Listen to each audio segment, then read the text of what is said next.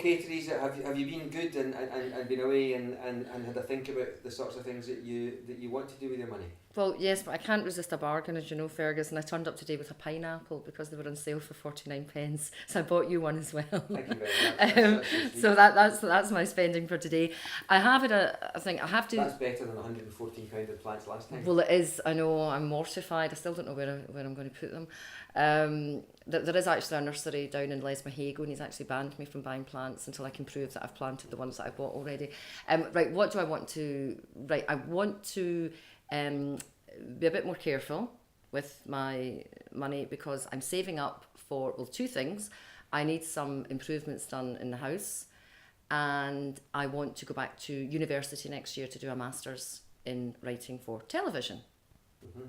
And that's quite expensive, the fees. You have to pay for that yourself because it's a second degree. Yeah, will I tell you the fees? Yeah, go on. £9,000. Right. That's a lot of money, And how much isn't of it? that £9,000 do you have saved at the moment? I've got no £1,000 saved. I mean, okay, when do you need the £9,000 by? Right, well, here's the rub. Okay, I think I need it by October. This year? Yeah, I doubt whether I'm going to save £9,000 from October because, you know, that's £9,000 earning tax free, you know, after your expenses and things. I don't think I'll have that saved, but I can maybe squirrel money here, there, and a few other places. If I don't know. So how much do you think? Let's set a target. How much do you think that you can save from income between now and October? You didn't tell me to think about that. I don't know. I'll just pick a random figure. £100 a month.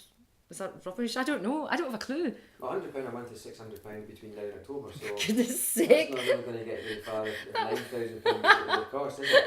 Right. Okay. That'll hardly get me 2 trips to the nursery. Right. Okay. I need to save £500 a month. Okay. Oh, I must be just going home now. Okay. You want to write that down? Right, okay, I've got a little book. That you want to save £500 a month? Okay, I've got a little book. Have you ever saved £500 a month?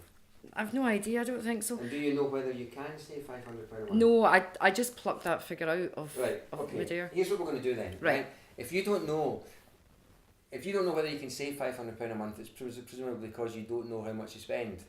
I think that's probably a fair assumption, yeah. Right. So, how about for the next month, we try something, and you keep an absolutely accurate and honest note of everything that you spend. Everything? For a month.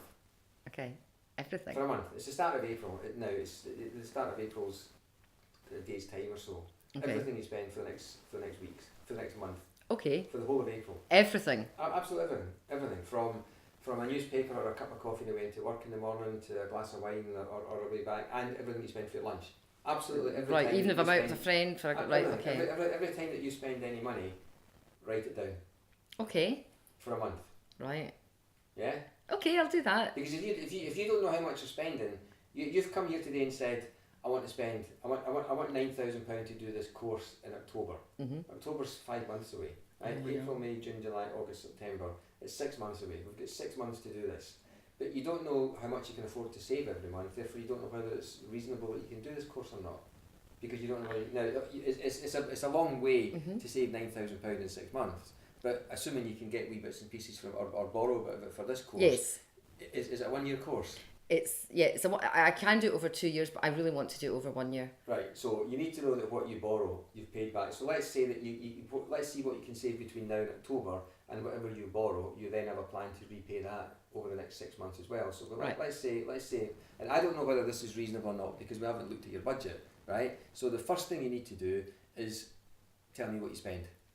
Okay. Right? So for the next month, you're going to keep an absolutely accurate note of everything you spend, and then at the same time, you're going to go into your bank account, and you're going to, and we'll do this, we'll have another chat about this in 2 weeks' time. So you're going to go into your bank account and make a list of all the direct debits. Right, that okay. That come off your bank every month. So for your mortgage, your council tax, any insurance policies you've got, any pension payments, anything. I see your face that there's no pension payments. We'll come back to that as well then. This is a lot of good stuff coming out here actually. So mortgage, council tax, insurance policies, broadband, phones, all that kind of stuff. Make a list of all of that. Okay. Yeah? And then the third thing, so that's the first two things, keep an absolutely accurate note of everything that you spend. Second thing is make a note of everything that comes out of your bank on a regular basis. And the third thing is, give me an average, and we won't necessarily broadcast that, but you can tell me an average of what you've earned every month for the last 12 months. Okay. Yeah, not your gross, not the income, not the amount of money that you bring in, because you get expenses to deduct from that, but the net, your taxable income for the last 12 months. Okay. Because only once you've got that, can you tell me whether you can afford to save. Because it's one thing knowing all the money you spend, but that's only one side of the equation. We also need to know the money that you earn as well. Right. Yeah. So that's your job for the next 4 weeks. Okay. Can you do that? I can do it, and I can also tell you that there'll be 0 for the pension, because I don't have a pension. We'll come back and talk about that next time. Let's not divert ourselves today on that one. More than can you do you want to do it? Yes, I do. I get really excited at new projects, right. And this is something that, because pleased. I know, God love me, honestly, I'm so simple, I'm such a cheap date as well. One of the reasons I really, really want to do this course, and obviously I have to pay for it myself, and I found out the fees, oh my goodness, you're going to knock me down with a River City script, and I thought, oh no, but I thought, no, I really want to do that. I want to write for television. So the best way, I assume, is to get a master's in writing for television. So because it's something I really want to do, I think, yeah, I do. I want to make it happen. Is that what they say? Yep. And remember, you're not doing it for your bank manager or your accountant or a partner. You're doing it for yourself. I thought I was doing it for you. If that gives you a reason to be honest, then it's because you're doing it for yourself. This is all about improving the way you handle your money. And the only way to make this work is to be completely and utterly honest. To be honest, I'm probably not bad on, compared to other people, no names mentioned, but I'm probably not too bad. I don't have, some people have gym memberships, they never go, that kind of thing. I do have a habit of buying like monthly yoga memberships, and then I can't go for one reason or other, because I think it's going to save me in the long run, and it doesn't. So I'm not too bad, but because my money comes in dribs and drabs, that's a big issue. That's a big issue, and I think the other issue from what you said so far is a bit of impulsive spending goes on. If you spend 120 quid on flowers that you don't know where you're putting them, that's plants. Impulsive. It's not flowers. Plants. Right, but you get what I'm saying. You just kind of get to spend that. So I'm not. And here's the important thing: a budget is not about stopping you spending money. I get really fed up when I see all these programs on TV where cut up your credit cards and stop spending. A budget's not about stopping spending money. A budget is, you need to do a budget so you can work out how to spend money and where to spend money. But you don't have a clue, to be completely honest, where your money's going at the moment.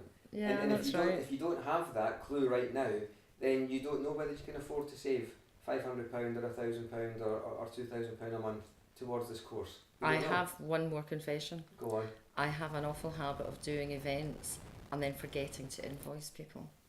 And then 2 years down the line, I can't remember if I've invoiced them or not, and then I'm too embarrassed, and then I just leave it.